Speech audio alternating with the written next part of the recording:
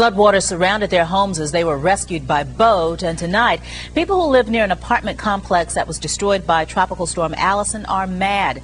They don't want to see more apartments go up in that same spot. WB17's Brad Satin is live in Upper Moreland with the story. Brad.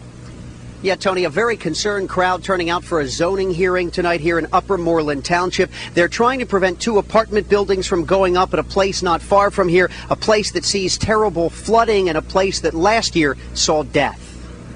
What, 3 foot? That high of water last week? Yeah. It happened again last Thursday, and Frank Gold is tired of being flooded out. It's going to happen again. They tell us once in 100 years.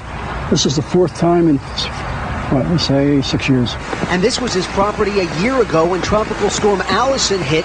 The entire region flooded out, and the worst part, a fire breaking out at the adjacent Village Green Apartments. 6 people killed, among them 2 in Roger Williams' family, his mother and his son. There could be more victims, more innocent victims, their lives taken because of the floodwaters. He says the entire area is a floodplain, so he and his neighbors turned out for a zoning hearing tonight to try to put the brakes on a plan to build 2 more apartment buildings, replacing the ones that burned down.